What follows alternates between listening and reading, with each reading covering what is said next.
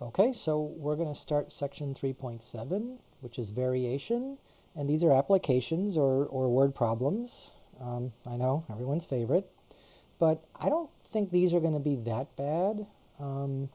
It just takes a little while to get used to the vocabulary, the language here. And once you get used to that, you're just translating words into equations, right?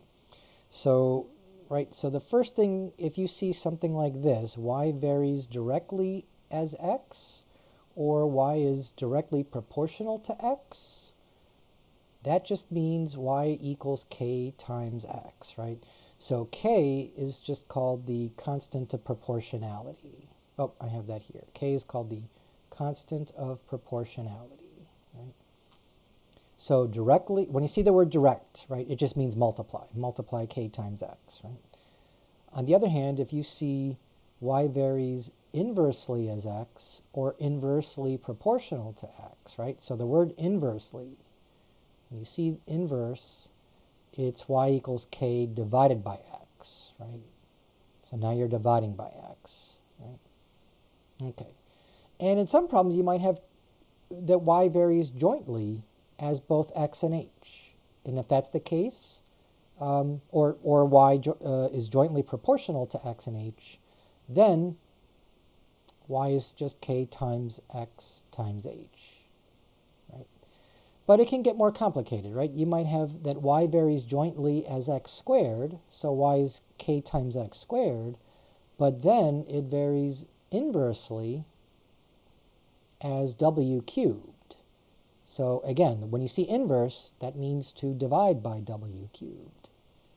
Okay, so does everyone at least sort of have the idea here? Right, so let's look at some actual examples of just translating words into equations, right? So let's start with example 1. The number of miles driven is directly proportional to the amount of fuel consumed. Okay, so the number of miles driven. Number of miles driven. What could that be? M for miles? Right? I mean, well, it's a distance, so maybe we should use D. But, all right, too late. We're using M, right? So that's going to be directly proportional to the amount of fuel consumed. So we can use F for fuel, right? All right, so directly proportional means it's equal to K times the amount of fuel consumed. So let's use capital F for fuel, because if you remember, little f is like f of x for a function. So let's not use little f for fuel. Okay, so that's all it is, right? It could say that the number of miles driven varies directly as the amount of fuel consumed. Same thing, right?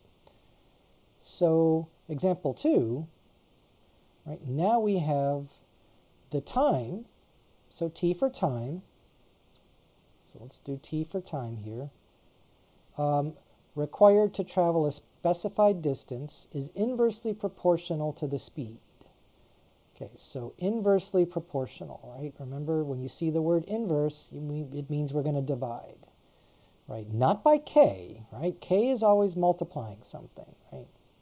So it's k, but then divided by the speed. So what letter should we use for speed?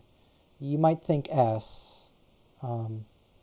Well, okay, let's use S, even though that's not the standard letter. Usually we use the letter V for speed, because V also stands for velocity. So let's use S here. I think that's what most of you would use. So fair enough. K divided by S, S for speed. Okay, so yes, the inversely means you divide, right? All right, let's do example 3. Okay, fill that in here.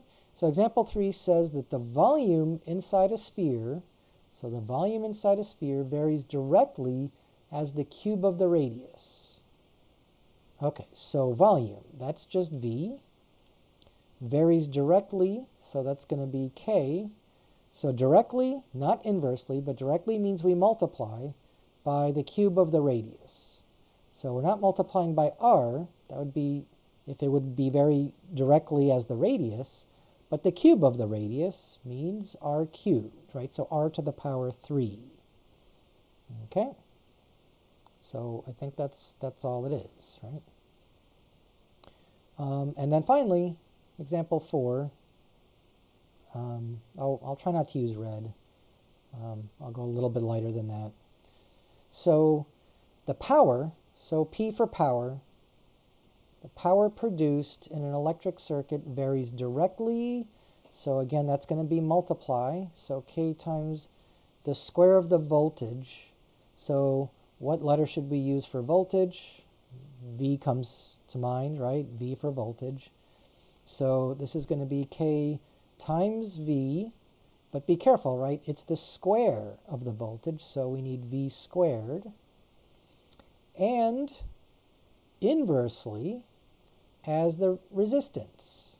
So why don't we use R for resistance, but when you see the word inverse, inversely means we're going to divide. So now it's going to be divided by R, because it's the inverse of R, the multiplicative inverse, which is really just the reciprocal. So, right.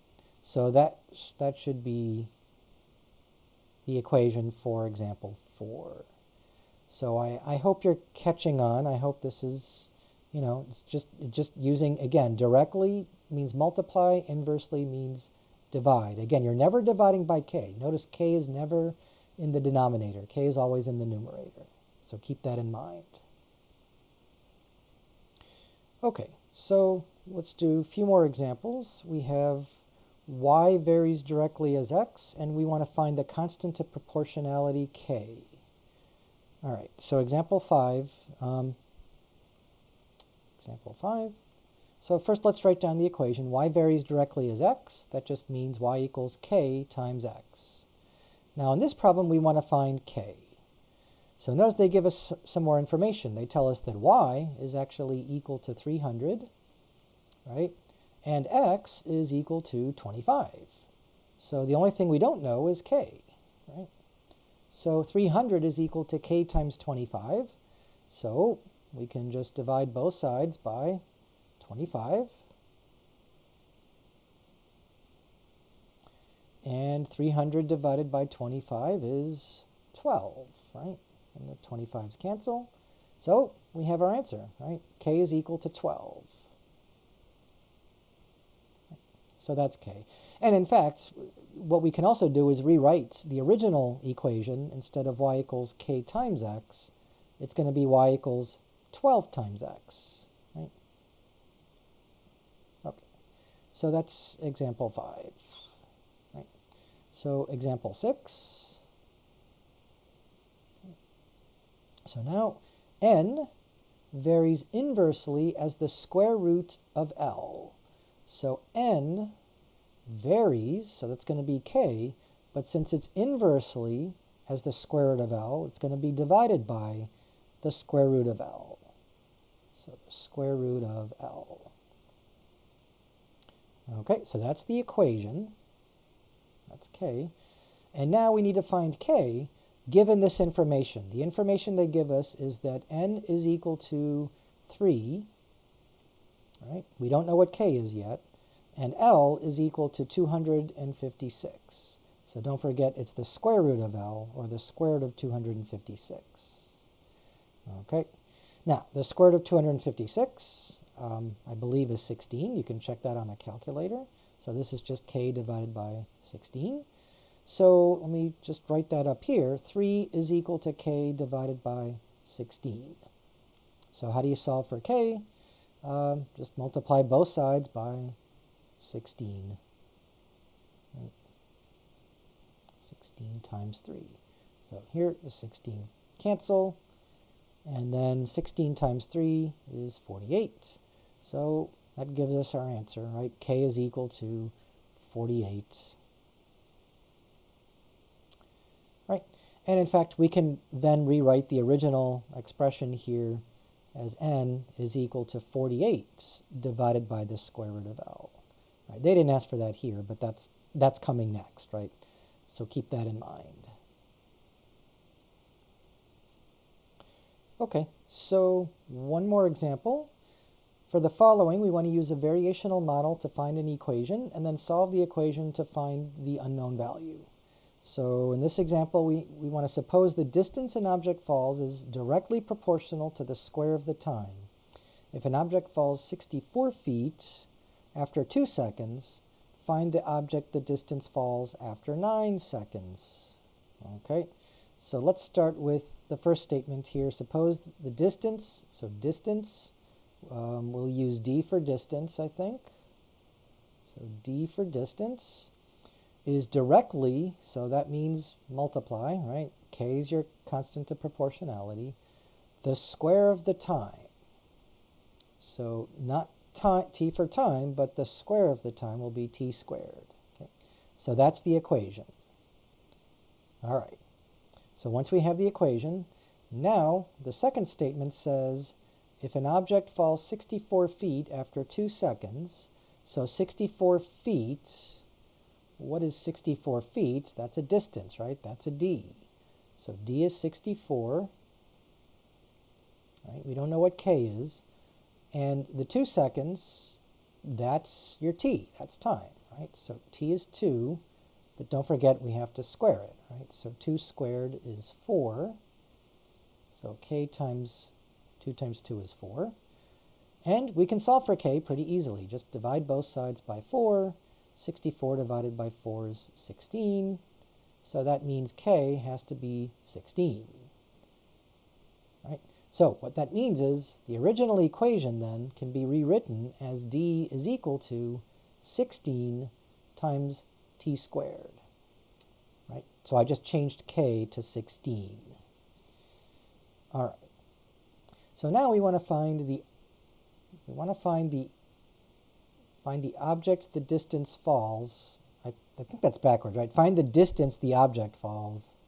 So yeah, so basically find the distance the object falls. Sorry about that. It's grammar police here. So find the distance the object falls after 9 seconds. So we're looking for d, right? So we want to find d here. Find d when the time t is 9 seconds. Now 9 is spelled out in as a word, but that's t equals 9 seconds, right? Right? So all we have to do is change t to the number 9. So we get d is equal to 16 times 9 squared. Well, 9 squared, 9 times 9 is 81. So now 16 times 81, get my calculator out here, 16 times 81 is 1,296. So 1,000, oops, sorry about that. 1,296. And that's the distance it falls. Distance is in feet here, so don't forget. 1,296 feet. Let me fix that. Make it look a little bit better. 1,296 feet. And that should answer the question, right? That's the distance the object falls after 9 seconds. Okay. Suppose there's a part B, and I know I didn't label it as such, but this is part B now. If the object fell 784 feet, how long did it take? Okay, so now we're asking essentially the reverse question here, right? If we know the distance d, because this is a distance, is 784 feet, we're looking for how long did it take? What was the time? Okay, so we go back to the original equation. D is equal to 16 times t squared. That's a 6. Oh, now I really messed that up there. Right. So 16 times t squared. Right. So d is 16 times t squared. All right, now let's change d to 784. And now we just have to solve for t, right? So how do we solve for t? Well, first divide by 16. So 784 divided by 16. Feel free to use your calculator, right? You get 49. Hang on. Yep, 49. And that's equal to t squared, right? Or t squared is equal to 49. So just by taking the square root, right? Don't forget the plus or minus. You get t is either equal to plus or minus 7. Square root of 49 is 7. But time is positive here, right? It wasn't 7 seconds ago. It's going to take 7 seconds. So we can ignore the negative here. So the answer is 7 seconds, right? So yeah, t is 7 seconds. It takes 7 seconds for an object to fall 784 feet. Okay. So that's how these types of word problems go, right?